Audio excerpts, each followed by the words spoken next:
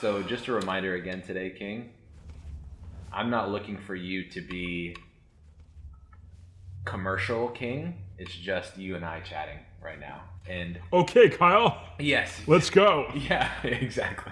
And What do you mean yeah. by not on? Woo!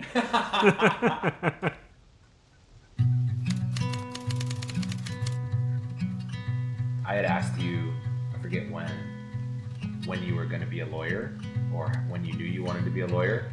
And I found it very odd and strange that you told me you wanted to be a lawyer at 5 years old. Right. How did you even know that a lawyer exists in the world and that is something that you could even be and become? I honestly don't know. I just knew. You know, it's like a bird doesn't know why or how it's going to fly. It just does. And it's in its nature to just leap off the branch and start flying. So, to answer your question, I don't know. I just had that feeling. I love that. So obviously, I've since getting to know you, I've learned about more of your story around your elementary school to high school to college to passing the bar at a very young age compared to many. And I'm just curious how that experience affected you. Did it get to your head? Did you just feel like, yeah, it's different, but at the same time it makes sense? You know, when you give a certain responsibility or delegation to somebody, that person has an opportunity to either run away or to do exactly like you said, rise to the occasion. And as far as an ego or anything of that nature, forget about it. This is the second my brother or myself ever showed any ego, my mom would steadfastly crush that immediately. So, you know, her ideology is always stay humble and always be kind to everybody. I love that. That's awesome. I just wanted to get a general sense, nothing specific, but what does it mean to you to believe in, like, that there's a higher power out there, and why does it feel important to you to say God bless? What is that sentiment? What does it feel to you like you're wanting to transfer when you say that to others? The reason I say God bless in my commercials, in talking to a friend at the end or a client, it's so important because those two words are so powerful. They symbolize and signify my intent to that person, wishing them blessings, good health, family, fulfillment, honor, dignity. It's so important. When someone says that to me, I feel so good. So I think it's just they're two powerful words that mean so much, that spread so much positive energy in the world, and I like it, and I think it's a good thing. Love that.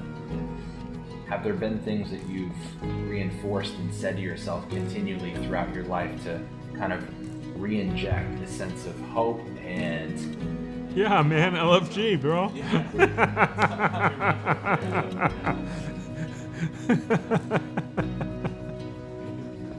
Three words, 4 syllables, baby.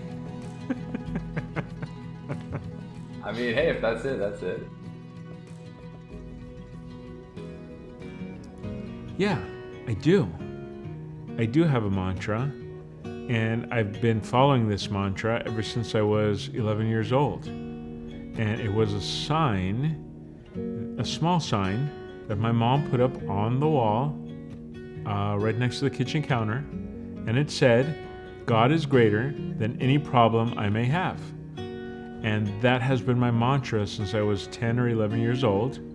And anytime we faced any kind of challenge or situation, big or small, we'd always remember those words. God is bigger than any problem I may have. It's so important to always have faith in the universe and know that if you are doing good and you're well-intentioned, that the universe will always have your back. I'm a true believer in that. So during times where you've struggled, that's been the most prominent thing you've reminded yourself? Always. It's verifiable. You can either think of it as what life is doing to you, or what life is doing for you. And some of the biggest quote unquote losses that you think you may have suffered may have been the most important things that the universe wanted you to experience to prepare you for the greater blessing that was in store for you. Awesome. Are there anything that you have implemented or would suggest to somebody else, whether it's books, podcasts, I don't know, is there anything that you do for yourself that other people can also do for themselves to just try to do a better job at keeping themselves, hopefully more often than not, in a higher vibrational state? I'm not sure how to answer that question. Okay. But I can tell you this. I think when you're grateful, that helps your mind fall into a vibration of positive energy and prepare yourself and ready yourself for all the blessings that are going to come. And they might come that day, they might come the next day, they might come a year from now, but you know it's coming because that sense of gratefulness is so important. And again, for all that you have and that you don't have, I think that's when things will start going okay for you. I think that helps you maintain a high vibration of energy to be able to withstand the day, the trials and the tribulations, the joys, the ups, the downs, the pluses, the negatives. Have you personally ever struggled with managing ambition with gratitude?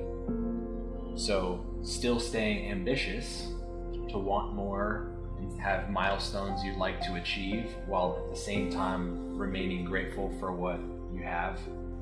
There's nothing wrong with being ambitious. There's nothing wrong with wanting more of something or being successful in a particular field.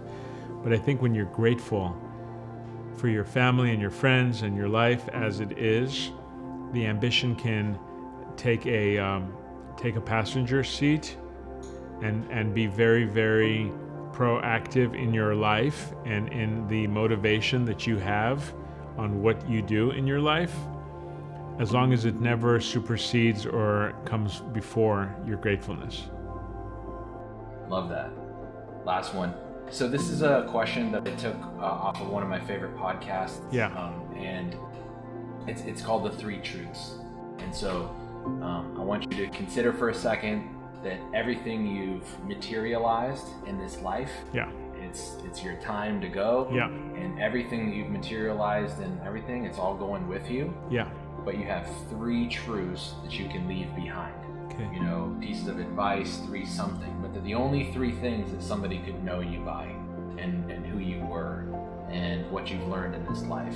Like what are your three truths? Hands down, kindness, loyalty, and generosity. Those are my three truths.